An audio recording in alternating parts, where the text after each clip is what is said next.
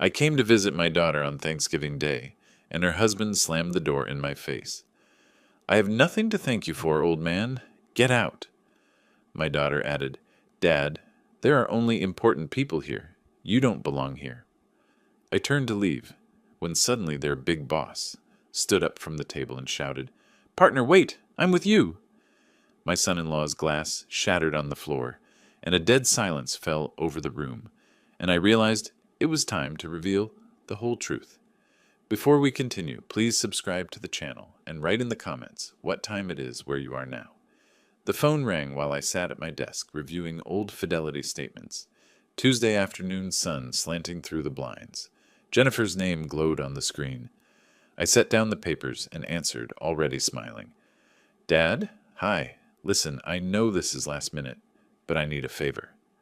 Her voice carried that familiar warmth, the one that still made me think of her at 7 years old, gap-toothed and laughing.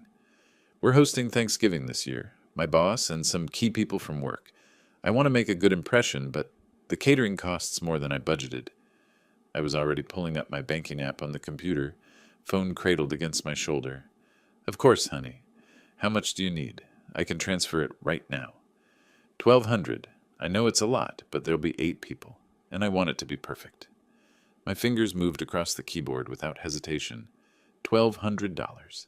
I'd given her $30,000 for her wedding, 4 years of UT tuition, $25,000 toward her house down payment.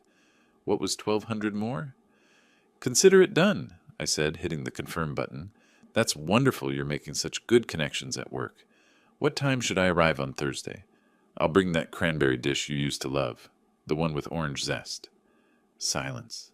Not the comfortable silence of someone thinking, but something colder, calculated. The air in my office seemed to change temperature. Actually, Dad, her voice had shifted entirely, stripped of warmth like paint peeling off metal. You're not invited. This is really a business dinner, not a family thing.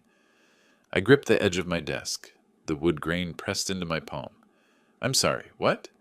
It's a professional gathering. My boss, the VP of sales, some department heads. It's important for my career advancement. It's not personal. The words hit me in waves. Not invited. Business dinner, not personal. I stood without deciding to, walked to the window overlooking my small yard. The live oak I'd planted when Jennifer was born had grown tall, its branches spreading wide. 28 years of growth. Jennifer, my voice came out steady, which surprised me. I paid for 4 years at UT. I gave you $30,000 for your wedding. I helped with your house down payment. And now you're telling me I'm not good enough for your Thanksgiving table? I'm 38 years old, Dad, defensive now, sharp edges on every word. I've built my own life. I can't have you showing up in your old flannel shirts and that ancient pickup truck when I'm trying to impress the VP of sales. You don't fit. Don't fit. I turned from the window. My reflection in the dark computer screen showed a 64-year-old man in jeans and a work shirt, gray hair, lines around the eyes, the face of someone who'd spent decades building wealth, quietly, living modestly, helping family without question. So I'm an embarrassment, not a question, a statement. You make everything so dramatic. Look, I've got to finish shopping. The money's already in my account, right? Thanks, Dad. I'll call you after the holiday. The line went dead. I stood there holding the phone, listening to silence that felt louder than any shout. The screen showed her contact photo, Jennifer at her college graduation, arms around my shoulders, both of us grinning. That was 12 years ago. When had things changed? Or had they always been this way, and I'd simply refused to see it? I walked back to my desk slowly, placed the phone down with deliberate care. The Fidelity statements lay scattered across the surface, evidence of investments made wisely, of money grown patiently over 40 years. More than enough, more than she knew. From the bottom drawer, I pulled out a framed photograph. Jennifer at 5, sitting on my shoulders at Zilker Park, her hands in my hair, both of us laughing at something her mother had said, back when I was tall enough to carry the world, back when she wanted me there. I stared at that little girl's face for a long moment, then turned the frame face down on the desk. The sun had moved lower, painting the office walls amber and gold. 2 days before Thanksgiving, my daughter had just taken $1,200 and told me I wasn't good enough to sit at her table. told me I didn't fit in the life I'd helped her build. I sat back down, the leather chair creaking. My hands lay flat on the desk, steady and calm. The hurt was there, yes, a physical thing in my chest, heavy and sharp. But underneath it, something else was forming, something colder than hurt, more focused than anger. I looked at the phone, at the face-down photograph, at the bank transfer confirmation still glowing on my computer screen. Something fundamental had shifted. I could feel it settling into my bones like winter cold, like a decision made without words. Jennifer thought she knew who I was, an old man in flannel and faded jeans, someone to use and dismiss, someone who didn't fit. She had no idea who I actually was, what I was capable of, how much power quiet men could hold when they finally decided to use it. The office darkened around me as I sat there, perfectly still, while something new took root in the space where fatherly love used to live. I sat in that chair for 20 minutes after Jennifer hung up, watching the walls darken. The phone lay silent on the desk, the face-down photograph, the bank transfer confirmation still glowing accusingly on my computer screen. $1,200. I stood and walked to the filing cabinet, pulled open the bottom drawer, manila folders, labeled in my careful handwriting. Jennifer, education. Jennifer, wedding. Jennifer, house purchase. Jennifer, vehicle loan. I spread them across the desk, opening each one. Tuition receipts from UT, copies of checks I'd written over 4 years, the wire transfer confirmation for $30,000 the week before her wedding, the cashier's check for $25,000 toward her house down payment. Numbers, evidence, years of saying yes without hesitation. I picked up the phone. My hands were steady. That surprised me, that my hands could be so calm when something cold and certain had settled in my chest. I wasn't acting from emotion. I was acting from principle. There was a difference, Jennifer answered on the third ring. Dad, I really don't have time. Jennifer, I've thought about our conversation. My voice came out level, almost businesslike. If I'm not welcome as your father at Thanksgiving, then I can't give you money as your father. I need you to return the $1,200. Silence again, but this time it felt different, shocked instead of calculated. Are you serious right now? Her voice climbed an octave. You're being petty over $1,200? I've already bought everything, Dad. The groceries, the rental dishes, the wine. It's done. You can't do this to me. I walked to the window, looked out at the darkening yard. I'm not trying to hurt you. I'm simply respecting your boundary. You made it clear I'm not family enough for your table. So this becomes a business matter. Oh my God! She wasn't shouting yet, but close. This is unbelievable. You're a petty old man. This is exactly why I didn't invite you. You always make everything about you. I can't believe you're ruining my career opportunity over your hurt feelings. I remained silent. Let her words fill the space between us. Let them expose exactly what she thought of me. Do you know how important Thursday is? She continued, voice rising. The VP of sales, Dad. If I make the right impression, I could get promoted to regional manager. But no, you have to make this about your precious pride. Jennifer, I've worked so hard for this, and you're going to sabotage me because I hurt your feelings. Grow up. I heard movement on her end, muffled voices. Then a different voice came on the line, male and aggressive. Listen, old man. Brian, my son-in-law, the one who worked in pharmaceutical sales, drove a leased BMW, wore suits that cost more than my monthly utilities. Stop ruining Jenny's mood before her important evening. She's stressed enough without you pulling this guilt trip nonsense. I gripped the phone tighter but kept my voice neutral. Brian, this is between Jennifer and me. No, it's between you and reality. His tone carried contempt, the kind men use when they think they're talking to someone weak. You want your pathetic money? Fine. You'll get it after the holiday. But right now, you need to stop calling and leave us alone. Jenny's got important people to impress, and she doesn't need her father acting like a child. The line went dead.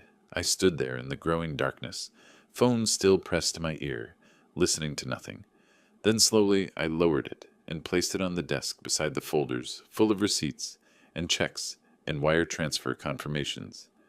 The room had gone fully dark now. I didn't move to turn on the lights. I sat back down in my chair, hands folded on the desk in front of me, the phone silent beside them. Pathetic money. Old man, acting like a child. Brian's words echoed in the darkness, but underneath them I heard something else.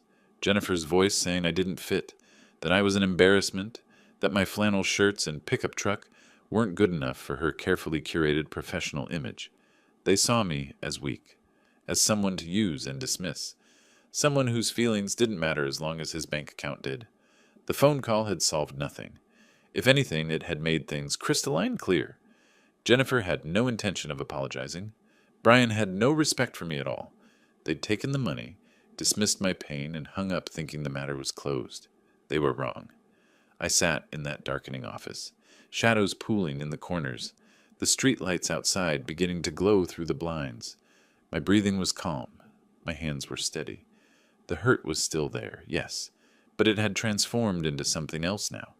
Something colder, more purposeful. I'd spent 64 years being reasonable, being generous, being the man who said yes, who helped without conditions, who gave without keeping score. I'd built wealth quietly, lived simply, asked for nothing in return except basic respect, basic human decency. And my own daughter had just shown me what she really thought of that life, what they both thought of me. I looked at the phone on my desk, at the folders full of evidence of love that now felt like evidence of foolishness, at the face-down photograph of a little girl who didn't exist anymore, replaced by a woman who saw her father as an embarrassment to be hidden away. The phone conversation had solved nothing. Words wouldn't fix this. Explanations wouldn't change their minds. They'd made their choice. They'd shown me exactly who they were. Now I needed to show them who I was. Not the old man in flannel shirts they thought they knew. Not the weak, pathetic figure they dismissed so easily. The real me, the one I'd kept hidden behind decades of quiet generosity and patient love. I would need to face them in person. Soon. Very soon. But first, I needed to think.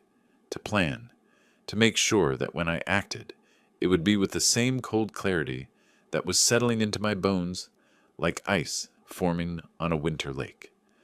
I sat there in the darkness, perfectly still, while something new and certain crystallized inside me, something that felt less like anger and more like justice, less like revenge and more like education. They thought they knew who I was. They were about to learn otherwise. That evening stretched into night. I didn't leave my office, didn't turn on more than the desk lamp. The phone remained where I'd placed it, silent and accusatory. Sleep wouldn't come. I knew that without trying.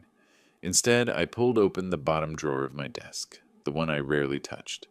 Photo albums, document folders, the archaeological record of fatherhood. I spread them across the desk methodically, arranging them by year.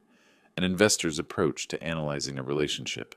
The numbers told a story I'd been too willing to overlook. University of Texas tuition receipts, 4 years' worth. I ran my finger down each semester total, $85,000. I remembered Jennifer calling before each payment was due, her voice bright and grateful.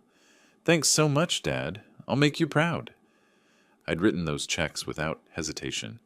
Proud she'd gotten into a good school. Proud she was building a future. The wedding folder came next. $30,000 transferred the week before she married Brian. The venue, the flowers, the photographer. I'd walked her down the aisle in my one good suit. At the reception, I'd sat at the father of the bride table with an empty chair beside me, her mother gone 12 years by then. Brian's parents had brought 20 guests. Mine was a population of 1. House down payment, $45,000. The paperwork showed the wire transfer date. March 15th, 3 years ago. She'd called it a loan initially. "Just until we get settled, Dad." The repayment plan had evaporated within months, replaced by silence when I gently mentioned it once. Just once. I hadn't brought it up again. Vehicle loan, $15,000. "Just temporary. We'll pay you back in 6 months." That was 36 months ago. I pulled out my legal pad and wrote down each amount. Not obsessively, factually. The column of numbers grew, and at the bottom I drew a line and added them. $175,000 across 15 years.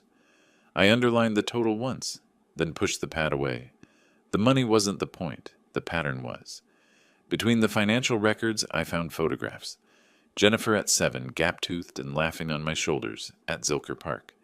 Jennifer at 13, rolling her eyes at something I'd said but smiling despite herself. Jennifer at 18, high school graduation, me standing beside her alone because her mother had already been gone 6 years. I picked up the graduation photo and studied it. I remembered that day, the heat, the metal folding chairs, the pride swelling in my chest when they called her name.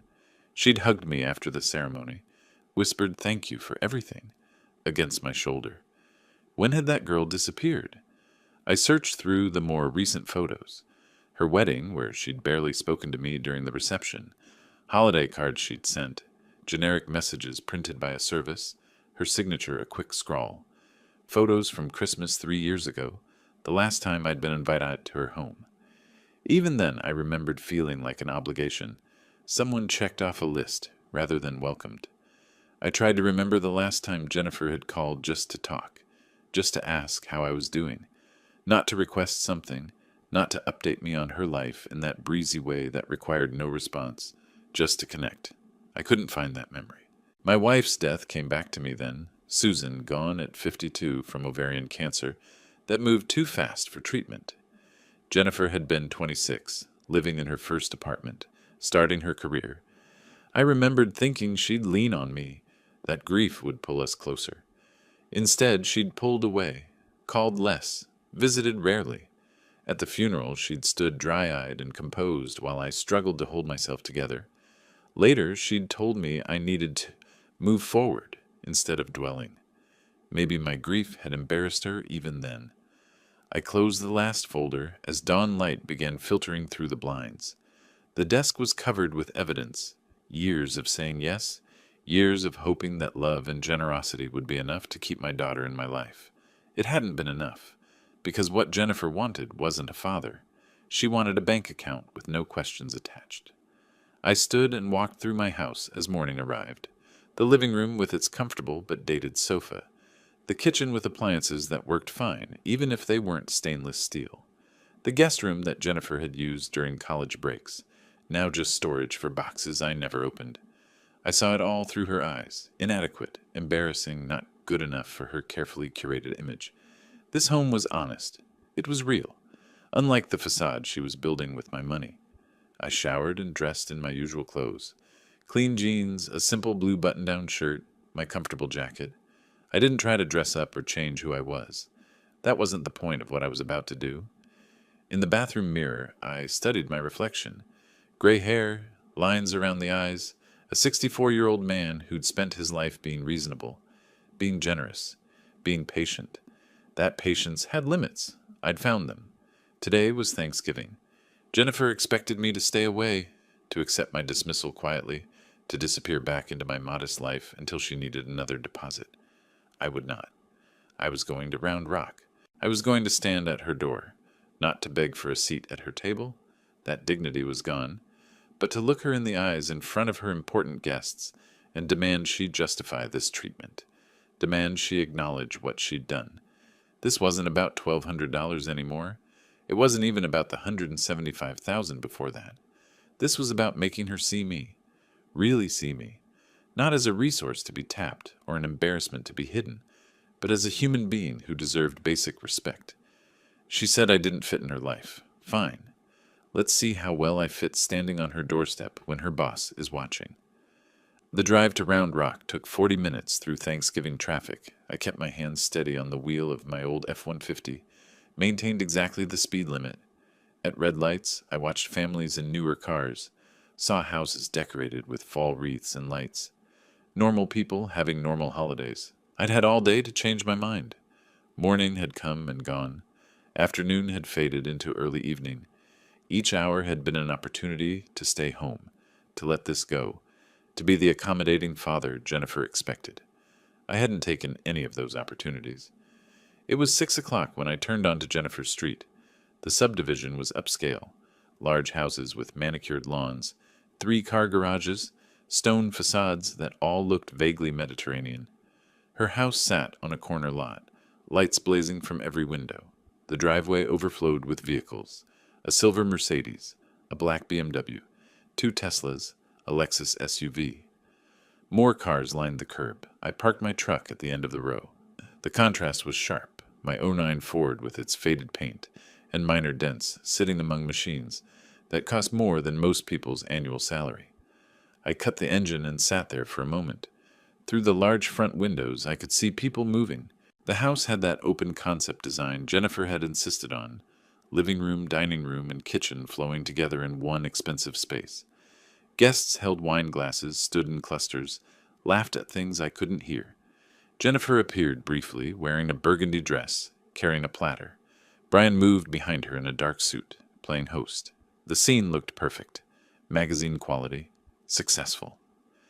I climbed out of the truck and walked toward the house. The path was stone, expensive pavers fitted together without gaps. Landscaping lights illuminated ornamental grasses and shaped shrubs. Through the door I could hear music, something classical, something safe. I straightened my jacket, took one breath, and knocked. Firm, steady, 3 times. The conversation inside paused. I heard footsteps. The door swung open, revealing Brian in a charcoal suit that probably cost $2,000. Behind him I saw approximately 20 people turning toward the door. Curious about the interruption, crystal glasses caught the light. The dining table held more food than those people could possibly eat. Brian's expression shifted fast, curiosity to recognition to something hard and dismissive. He didn't invite me in. Instead, he stepped into the doorway, one hand on the frame, physically blocking entry. "What are you doing here?" His voice carried into the house, loud enough for everyone to hear. Intentionally loud. "I have nothing to thank you for, old man. Get out of here." I kept my voice level. "I came to speak with my daughter. This is still a family holiday, regardless of your guest list." Movement behind Brian. Jennifer appeared, her face showing confusion that rapidly became fury. Not fury at Brian's words, fury at my presence. "Dad, what are you doing?" Her voice pitched higher than normal, flustered. "I told you not to come. This dinner is for respectable people. You don't belong here." The words hit like physical blows, but I kept my expression neutral. I looked past them at the guests. Some averted their eyes. Others watched with that uncomfortable fascination people have for family drama. A few smiled awkwardly, unsure how to react. 20 pairs of eyes, all witnessing this. "I see," I said quietly. 20 people at your table, and not one seat for your father, the man who paid for this house." Jennifer's face flushed. "This is a professional dinner. I can't have—" She stopped herself, but the rest hung in the air. "Can't have you embarrassing me." Brian stepped closer, using his height advantage. "You heard her. She doesn't want you here. Nobody does. Now leave before you embarrass yourself more." I stood on that doorstep, feeling the weight of humiliation settle over me. Public rejection, performed for an audience. Some of the guests had moved closer, openly watching now. A woman in pearls whispered something to the man beside her. Someone else looked away uncomfortably. I could force this, could raise my voice, could demand entry, could make a scene that would definitely ruin Jennifer's evening. But something stopped me, not weakness, but calculation. Creating chaos now would make me look desperate, would validate every dismissive thing they'd said about me. I nodded once, not in agreement, in acknowledgement. I was about to turn away, about to walk back to my truck and leave them to their perfect dinner, when a voice called out from inside the house. "Samuel Hunt?" The voice cut through the awkward silence. Male, older, carrying authority. I froze. Brian's expression shifted, confusion replacing his smug dismissal. Jennifer turned, her face going pale. A man in his 60s pushed through the cluster of guests. Tall, silver-haired, wearing an expensive suit that somehow didn't look pretentious. I recognized him immediately, though I hadn't seen him in person for years. Richard Coleman, former CEO of the company where I'd worked for 23 years before retiring. The man who'd personally overseen my department, who'd called me into his office when I'd announced my retirement to tell me I'd been one of the most valuable analysts the company had ever employed. He reached the door, looked at me, then at Brian, blocking the doorway, then back at me. "Samuel," he said, his voice warm with genuine pleasure, "I thought that was you. What in the world are you doing standing out here?" I had made my decision. Creating a scene here, Arguing with Brian and Jennifer in front of their guests would only validate everything they'd said about me. I could see it in the faces watching from inside. Some pitying, others uncomfortable, a few openly entertained by the drama. The heat of shame pressed against my face like summer sun. I nodded once, not in agreement, in acknowledgement that I understood exactly where I stood. I turned toward the stone walkway, shoulders square, head up. I wasn't fleeing. I was choosing to leave. "Partner! Sam! Wait! I'm coming with you!" The voice cut through the murmur of guests like a blade. Loud, commanding, familiar in a way that made my steps falter. I stopped mid-stride, one foot still raised, and turned back. Through the cluster of people inside, a tall man in an expensive gray suit pushed forward. He moved with purpose, setting down a wine glass on a side table without looking, parting the crowd simply by his presence. When he reached the door, he didn't ask Brian to move. He physically displaced him, stepping onto the porch beside me. Richard Coleman. I hadn't seen him in person for 3 years, though we'd exchanged emails about quarterly reports and investment strategies. He looked older, more silver in his hair, deeper lines around his eyes, but he carried the same authority I remembered from the 1990s, when we'd built our first venture capital fund together. "Sam?" His face showed genuine confusion and concern. "What are you doing here? I didn't know you knew the tenors. This is supposed to be my employees' Thanksgiving dinner." "Employees." The word hung in the air like smoke. "I didn't know you'd be here either," I said quietly. Richard's eyes moved from me to Jennifer and Brian, then back. I watched understanding begin to dawn on his face, the way puzzle pieces click together when you finally see the pattern. "Wait." He looked at Jennifer, his expression sharpening. "Jennifer Tenor. Tenor is your married name. Your maiden name was Hunt, wasn't it?" He turned to me slowly. "Sam Hunt. Is she your daughter?" The question suspended everything. The background music still played, something classical and safe, but every conversation had stopped. Jennifer's face drained of color. Brian's mouth opened without sound. I could see guests in the back pulling out phones, ready to capture whatever came next. "Yes," I said. My voice came out steady, factual. "Jennifer is my daughter. I came to wish her happy Thanksgiving. It seems that was a mistake." Richard's expression shifted through several stages. Comprehension, then disbelief, then something cold and sharp. He looked at Brian, at Jennifer, then back at me. "A mistake?" His voice carried an edge I remembered from difficult board meetings, from negotiations that weren't going well. "You came to your own daughter's Thanksgiving dinner, and you were turned away at the door, while she's entertaining her boss and colleagues?" The silence stretched taut. Jennifer gripped the doorframe, knuckles white. Brian had taken an involuntary step backward, his earlier aggression evaporating. Richard looked between them for a long moment. When he spoke again, his voice carried through the open door to every guest inside. "Someone needs to explain this to me. Right now." No one moved. Jennifer's mouth opened, closed. Brian seemed frozen. The guests pressed closer, an audience waiting for the next act. Richard didn't wait for their explanation. He turned slightly, addressing not just me, but everyone within earshot. "I think everyone should understand who Samuel Hunt is." His words came out clear, deliberate, cutting through the awkward silence. "He's not just my old partner from the 90s. Sam is one of the founding investors in Pinnacle Ventures." I saw several guests exchange glances. A few nodded. They recognized the name. Richard continued, his tone matter-of-fact, but his words devastating. "Pinnacle Ventures holds a 35% stake in TechVision Solutions. That makes Sam one of the largest partial owners of the company, where you all work." Someone gasped. A phone made a camera shutter sound. The remaining color drained from Jennifer's face.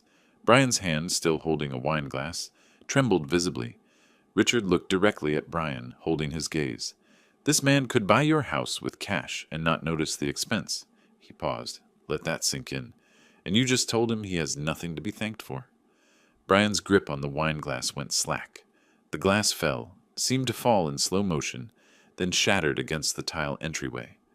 Red wine spread across the white grout like blood. No one moved to clean it up.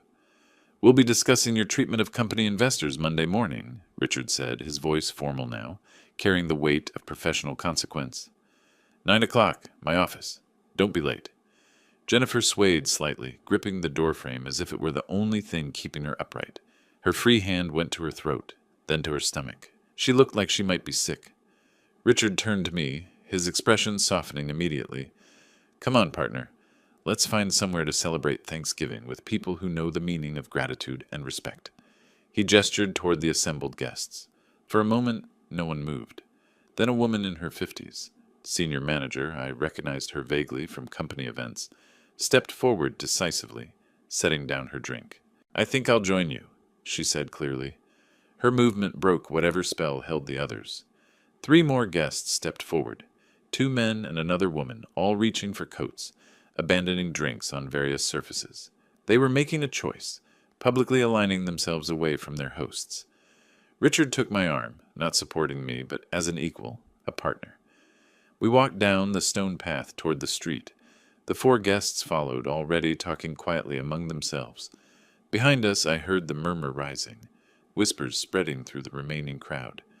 I didn't look back. The November evening air felt cool against my face, clearing away the heat of earlier humiliation. Richard was already talking, his voice warm and conversational, as if we were simply old friends meeting for dinner, as planned. There's a steakhouse in Lakeway I've been wanting to try, he said, unless you'd prefer somewhere else. We walked down the path in a loose group, Richard and I in front, the 4 employees trailing behind us. The cool November air carried voices from inside Jennifer's house, rising in volume as we moved away. Speculation, gossip, the sound of a party collapsing. Behind us I heard Jennifer's door close. Not slammed. That would have implied anger, control. This was quiet, the soft click of someone whose strength had failed. Richard waited until we reached the street, stood beside my old F-150, before speaking again. The 4 guests had paused a respectful distance away, giving us space. Sam, he turned to face me fully, I need to understand what just happened. You came to your daughter's Thanksgiving dinner and she turned you away, in front of her colleagues, her boss? I looked at him, this man who'd been my partner nearly 3 decades ago, who'd trusted my analysis when we were building something from nothing, who'd made millions alongside me when our early investments paid off. She called Tuesday asking for money, I said quietly. $1,200 for catering. I transferred it immediately. Then I asked what time to arrive for dinner. She told me I wasn't invited. Said it was a business gathering and I didn't fit. Richard's jaw tightened. Because of how you look? How you dress? Apparently my flannel shirts and old truck are embarrassing. I glanced at my F-150, its faded paint stark against the luxury vehicles lining the street. She said I don't belong with respectable people. Richard stopped himself, visibly controlling his anger. Sam, I had no idea. I've known Jennifer for 2 years. She joined our marketing department right out of her previous company. Never mentioned she had family in Austin. Never mentioned you at all. That shouldn't have hurt. After everything tonight, it shouldn't have added anything to the weight. But it did. Brian works for you too? I asked. Pharmaceutical liaison, handles our medical software contracts. Richard's expression hardened. Both of them just committed a significant career mistake. You don't humiliate investors. You especially don't humiliate investors who've been with the company since seed funding. One of the employees who'd followed us, a man in his 40s, someone I vaguely recognized from annual reports, approached carefully. Mr. Hunt, I'm Michael Reeves, Senior Operations Manager. I just wanted to say, what happened in there was completely inappropriate. I'm sorry you had to experience that. The woman who'd stepped forward first joined him. Catherine Price, HR Director. I agree with Michael. That was unprofessional, and she paused, choosing her words carefully. Personally, cruel. The other 2 employees murmured agreement. They were being careful, diplomatic, but their message was clear. They'd witnessed something that crossed lines, both personal and professional. Thank you, I said simply. Richard looked at the 4 of them. Catherine, Michael, I trust you'll handle any workplace discussions about tonight with appropriate discretion. Of course, Catherine said immediately, though I suspect the discussion will happen regardless of what we do or don't say. Let it happen, Richard said. Sometimes people need to see consequences play out. He turned to me. Sam, I meant what I said about dinner. These four are welcome too, if they'd like, or we can make it just us. Catch up properly. I looked at the group. These people had made a choice to leave a party, to publicly align with me against their colleague. The calculation behind it might have been professional, but the gesture still meant something.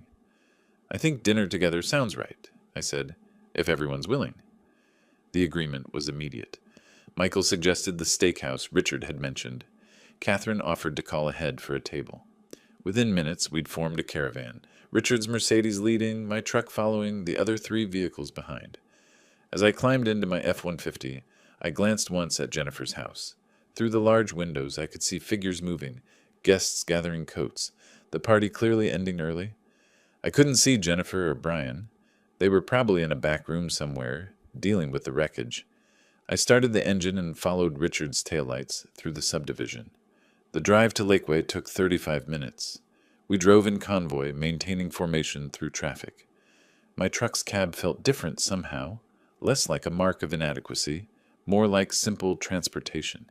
What had felt embarrassing hours ago now felt honest. The steakhouse sat on a hill overlooking Lake Travis. Richard had called ahead during the drive. They had a private room waiting. The 6 of us settled around a heavy wooden table, menus appearing immediately, a server pouring water with practiced efficiency. "Order whatever you want," Richard said, looking at me specifically. "This is on me.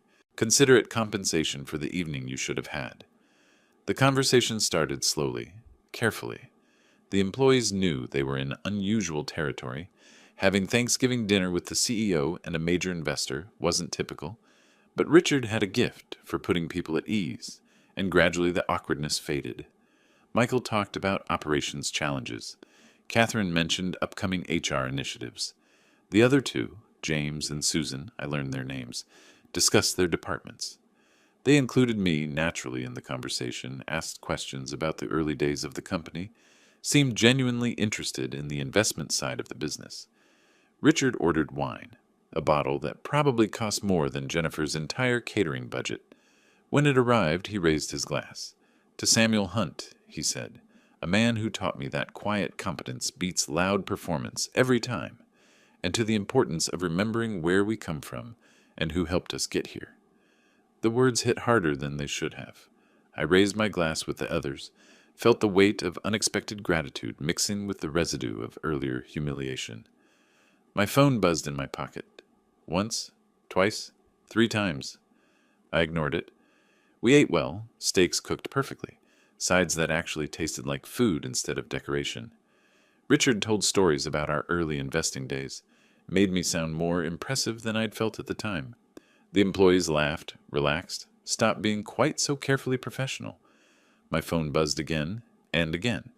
"You should probably check that," Richard said quietly, "in case it's important." I pulled out my phone. 7 missed calls, 12 text messages, all from Brian's number. The first text message read, "You vindictive old man, you did this on purpose." I put the phone away without reading the rest. The dinner continued for another hour. Richard kept the conversation flowing, asking about operations challenges, discussing market trends, making everyone comfortable, but my mind had split, half present at the table, half already calculating what Brian's messages meant. Around 9:30, we settled the bill despite my protests. Richard insisted. "You've had enough taken from you tonight," he said quietly.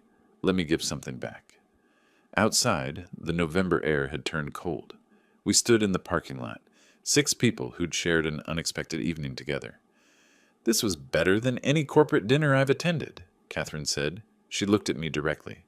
"Thank you for your hospitality, Mr. Hunt. I hope we see you at company events in the future." The others echoed similar sentiments. We exchanged handshakes, and then they were climbing into their vehicles, taillights disappearing into the night. Richard lingered. "You all right, Sam?" Those messages were from Brian. "He's angry." "I'd expect so." Richard's expression hardened. He should be more worried than angry. What he and Jennifer did tonight, that has professional consequences. We don't mistreat investors, and we especially don't humiliate them publicly. "I didn't plan any of this." "I know. That's what makes it worse for them." He squeezed my shoulder. "Get some rest. We'll talk Monday. And Sam, you did nothing wrong. Remember that." I drove home alone, my truck feeling particularly empty after the convoy earlier. The roads were quiet, most of Austin already settled into their post-Thanksgiving stupor. I pulled into my driveway around 10:15, killed the engine, and sat there for a moment, looking at my house. Modest, comfortable, honest. Everything Jennifer had rejected.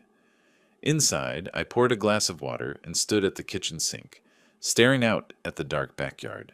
My phone buzzed again, then again. I pulled it out. 15 text messages now. 22 missed calls. I opened the messages. The first few were variations on the same theme. Accusations, fury, blame. Then Brian's tone shifted. "You think you can ruin us? We'll make you regret this." "Jennifer is devastated. Her career is over because of your vindictiveness. We'll find a way to pay you back for this humiliation." The threats were clear, if vague.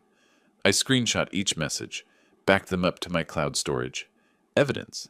If this was going to escalate, I'd need documentation. The phone rang in my hand. Brian's name on the screen. I stepped into my office and answered. "Yes?"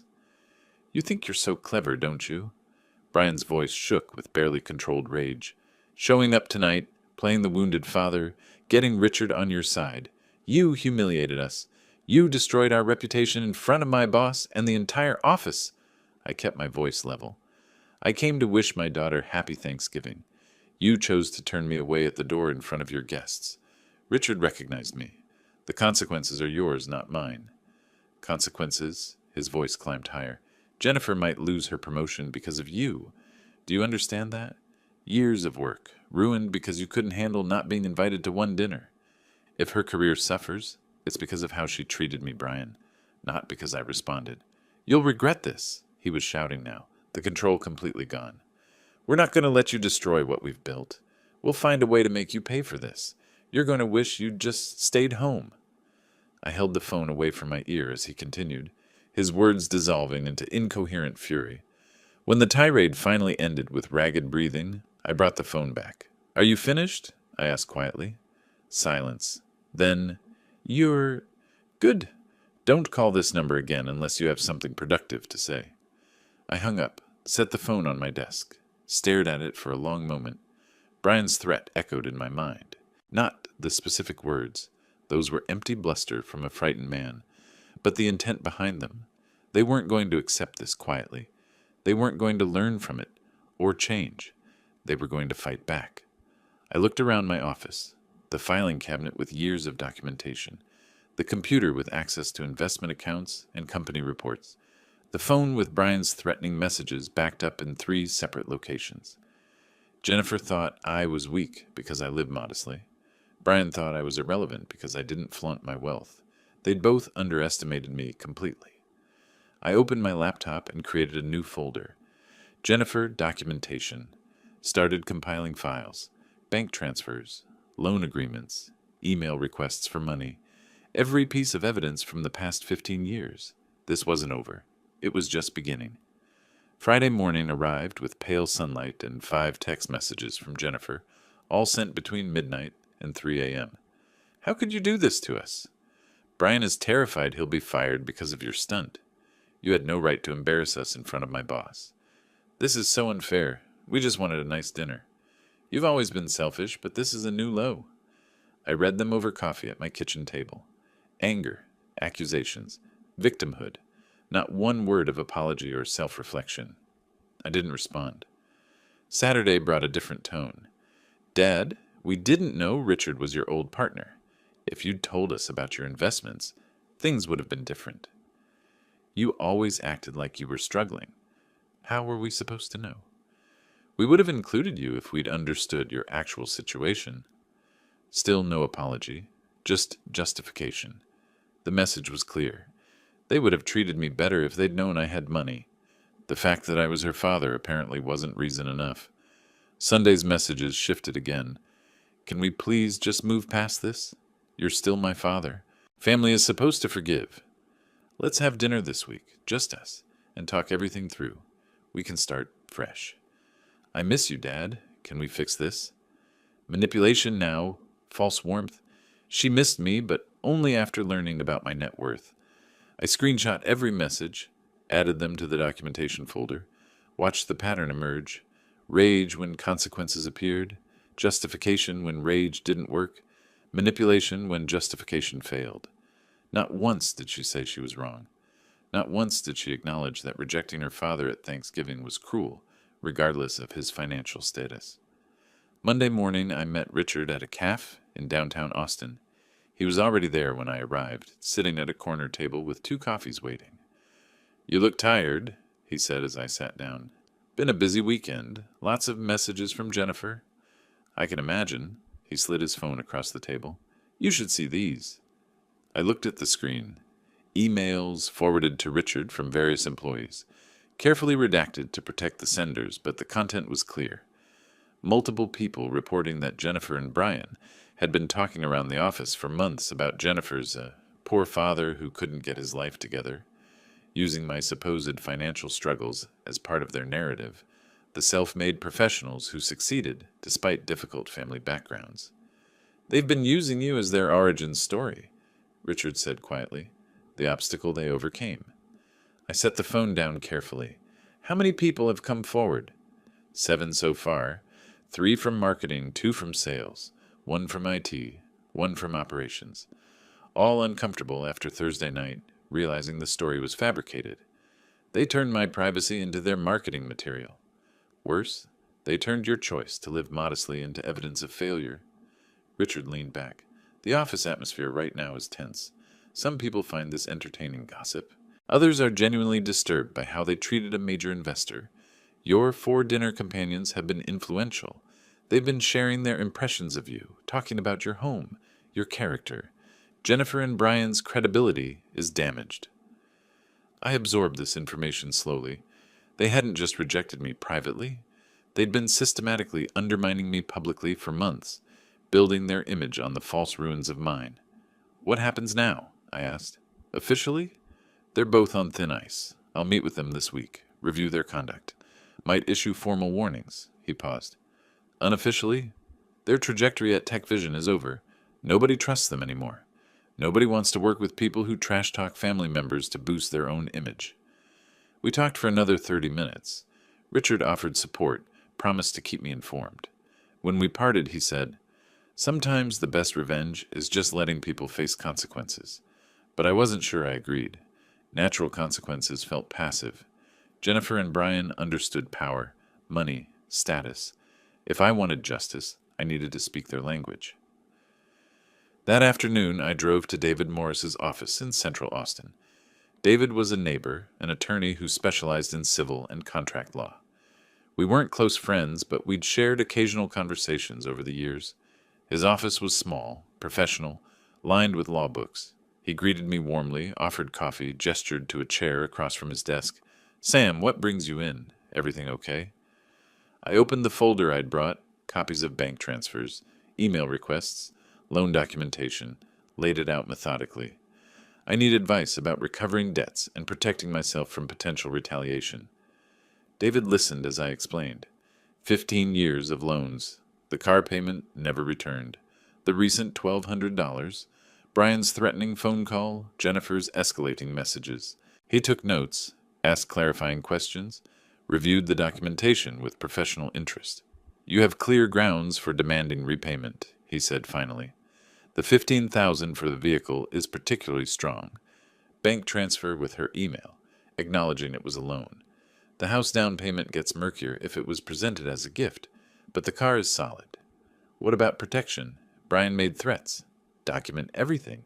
Keep those recordings if you have them, screenshot messages. Maintain a timeline. If threats escalate to harassment, we can pursue a protective order." He paused. "There's another angle. As a major shareholder in their company, you have certain rights. You can request audits, performance reviews, departmental assessments." I looked up from my notes. "How does that work?" "Private equity shareholders, especially at your level of investment, can request information about company operations. But Sam," he leaned forward, "be careful. Using shareholder rights to address personal grievances gets complicated. It can backfire legally and professionally." "I understand." We talked for another 20 minutes. David outlined options, explained procedures, warned about pitfalls. He was thorough, professional, cautious. I took careful notes, asked specific questions, absorbed the framework. When I left his office and drove back to Lakeway, my mind was working differently than it had in days. Not dwelling on hurt, not replaying conversations, calculating instead. What leverage did I have? The loans, legal, documented, recoverable. My shareholder position, powerful but requiring careful use.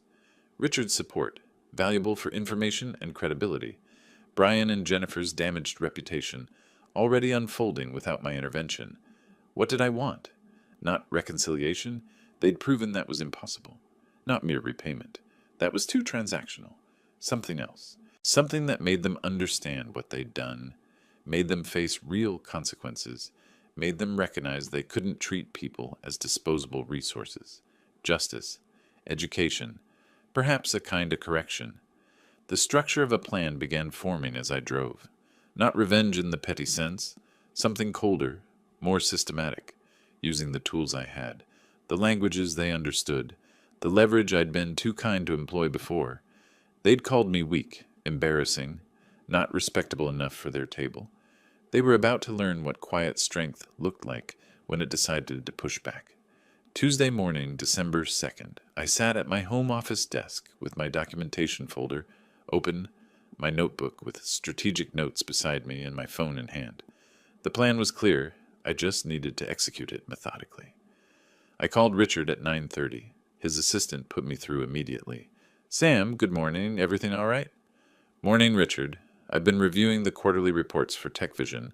As a significant stakeholder in Pinnacle Ventures, I'd like better visibility into operational efficiency in the sales division.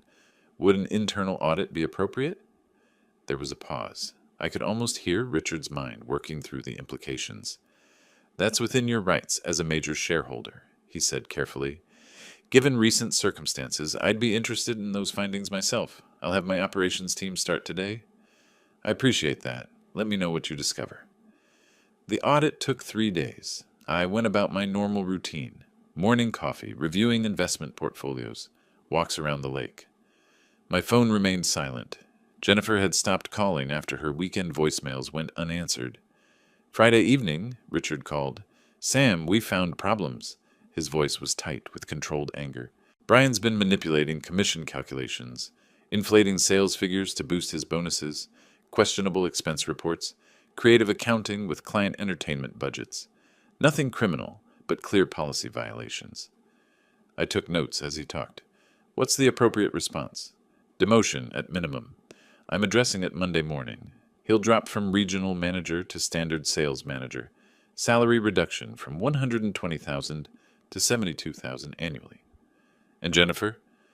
"Written warning for failing to report irregularities. She should have noticed, as his colleague. She's not being demoted, but this goes in her permanent file." I thanked him for keeping me informed. After hanging up, I sat quietly, processing. The first strike had landed exactly as planned. That same afternoon, I'd received the formal demand letter David Morris had prepared. Professional, cold, legally precise. It itemized the car loan, the Thanksgiving money, plus statutory interest. Total, $1,700. Payment due within 14 days or I would file suit. David sent it certified mail to their Round Rock address. Saturday morning, my phone started ringing. Jennifer's number. I didn't answer. She left a voicemail. "Dad, please call me back. We got a letter from your attorney. We can't pay $17,000 right now. Brian just got demoted. We're barely making our mortgage. Please, we need to talk about this." Sunday brought more calls, more voicemails, her voice increasingly desperate. "Dad, I know you're angry, but this is too much. We'll lose the house. We have car payments, insurance. I'll pay you back, I promise. But I need time. Please answer your phone." I listened to each message once, saved them, made notes in my documentation file, evidence of their deteriorating situation. Then I went back to my normal routine.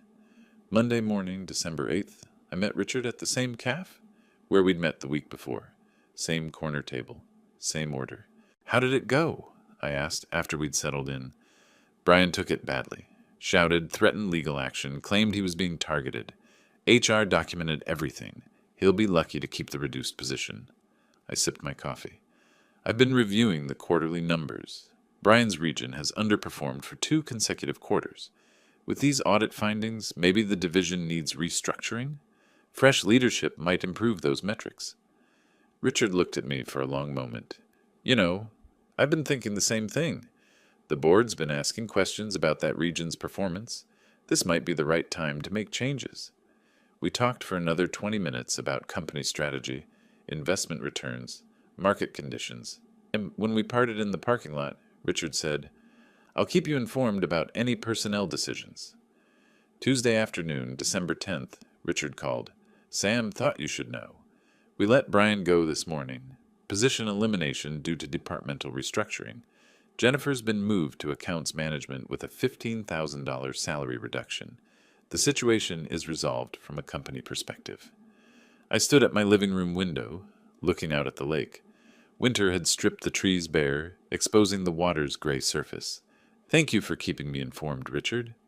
"Sam, you doing okay?" "Yes, I think I am." After hanging up, I sat in my chair for a long time. The house was quiet. Outside, a cold front was moving in, dropping temperatures into the 40s. I thought about Jennifer and Brian in their expensive house with their expensive cars and their suddenly insufficient income. I thought about the $175,000 I'd given over 15 years, always saying yes, always hoping it would be enough. I thought about being turned away from Thanksgiving dinner because my clothes and truck didn't fit their image. The revenge was complete. Their careers destroyed, their finances in crisis, their reputation in ruins. Everything accomplished through legitimate means: shareholder oversight, debt collection, business restructuring. Nothing illegal, nothing they could fight. But I didn't feel victorious. I felt empty. My phone buzzed with a text message. Jennifer's number. "Dad, I need to see you. Can I come to your house today? Please." I stared at the message for several minutes. Then I typed a response. 2 p.m. Come alone. Wednesday morning, December 11th, I woke early and made coffee. The text from Jennifer sat on my phone like a weight. I'd agreed to see her at 2 o'clock. Now I needed to decide what I wanted from that conversation. Justice without cruelty. Consequences with a path forward. Those seemed like the right boundaries. At 1:50, I stood at my living room window, coffee cup warming my hands. A sedan pulled into my driveway. Jennifer's car, not Brian's truck. She got out slowly, looking exhausted. Her clothes were neat but ordinary, not the designer outfits from Thanksgiving. She'd lost weight. Dark circles shadowed her eyes. She walked to my door and knocked softly. I opened it, stepped back without speaking. She entered, and I gestured to the living room. She sat on the edge of the couch cushion, not relaxing back. I took my usual chair. For a moment, neither of us spoke. Then Jennifer broke. Not the controlled tears of manipulation, but genuine sobbing, hard, gasping, ugly crying. Through it, words tumbled out. "Dad, I'm so sorry. I've been horrible to you. I was greedy and selfish, and I turned you into something shameful when you were the only person who truly loved me." I remained still, watching, listening. "I told people at work you were struggling, that I'd made it on my own despite having a father who couldn't get his life together. I used you as a story to make myself look better. I'm disgusted with myself." She wiped her face with shaking hands, pulled tissues from her purse. "Brian was cheating on me for 6 months with someone from his office. I found the messages 2 days ago. When I confronted him, he said, 'You ruined everything, and I was stupid for not telling you to stay away from the dinner.' He blamed you for his own failures. And I realized, when everything fell apart, you were the only person who ever actually cared about me." Jennifer reached into her purse and pulled out an envelope. She set it on the coffee table with trembling hands. $5,000. Everything I could gather from selling jewelry and emptying my savings account. She placed a document beside it. A notarized repayment plan for the remaining $12,400. $200 monthly. I'm not asking you to negotiate. I'm acknowledging what I owe. I picked up the envelope, opened it, counted the bank checks. 5,000 exactly. I looked at the repayment plan, professionally prepared, realistic terms. Then I tore it in half. Once, twice, 3 times. The pieces fell onto the coffee table. Jennifer's eyes went wide. "Dad, I'm canceling the debt," I said quietly. "Consider it a final gift from your old life to whatever comes next." She started crying again, harder. I don't deserve that. No, I agreed. You don't, but I'm doing it anyway. I stood, walked to my desk, retrieved my calendar. I sat back down and opened it to December. Every Sunday for 1 year you visit me, not when you need something, not when there's a crisis, just to be here, to talk, to rebuild what you destroyed. I mark the dates with a pen, 52 Sundays. This is non-negotiable. Miss 3 without legitimate reason, and the full debt reinstates. Jennifer looked at the marked calendar, then at me. I'll be here, every Sunday, I promise, Dad. I'll prove I can be the daughter you deserved. I accept your apology, I said. But Jennifer, acceptance isn't forgiveness, and forgiveness isn't forgetting. You'll get one chance to rebuild trust. One. And it starts with action, not words. She nodded, wiping her eyes. I'm filing for divorce. I should have done it years ago. Brian showed me who he really is when the money and status disappeared. We talked for another hour, about her job, her plans, her recognition of how badly she'd prioritized everything in her life. When she finally stood to leave, I walked her to the door. At the threshold, she turned, seemed about to hug me. I held up a hand. Not yet. Sunday, I said simply. She nodded, walked to her car. I watched until she drove away. That evening I sat on my back porch despite the December cold, coffee cup in hand. The lake was barely visible through the bare trees, the water dark and still. My phone rang, Richard's name on the screen. Sam, I have a proposition.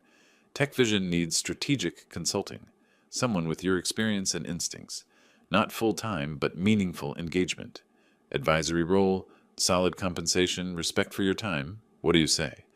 I smiled genuinely for the first time in weeks. I'd like that, Richard. I'm ready to engage again. Excellent. I'll have contracts drawn up. Looking forward to working with you properly again, partner. After hanging up, I sat in the cold, feeling something close to peace. My calendar lay on the patio table beside me. This Sunday circled in red. Jennifer's first visit, the beginning of rebuilding if she proved capable of change.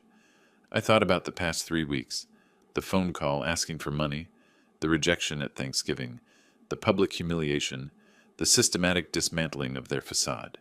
The revenge had been complete, but more importantly, justice had been served. They'd seen me as weak because I lived modestly, as irrelevant because I didn't flaunt wealth, as disposable because I'd always said yes without conditions. They'd learned otherwise, not through rage or violence, but through the quiet application of leverage they'd never known I possessed, through the patient execution of consequences they'd earned through their own choices. I looked at my modest house, my comfortable life, the lake stretching out before me in the gathering darkness. This was enough. It had always been enough. I just needed to stop letting others tell me it wasn't. Sunday would come. Jennifer would arrive, or she wouldn't. Either way, I'd survive. I'd done the hard work of standing up for my own dignity. The rest was up to her. The coffee had gone cold in my cup, but I didn't mind. I sat there as twilight faded into night, watching the stars emerge over the lake, feeling something I hadn't felt in a very long time. Content? On my own terms, with nothing left to prove to anyone. If you like this story, please like this video, subscribe to the channel, and share your impressions of this story in the comments. To listen to the next story, click on the box on the left. Thank you for watching.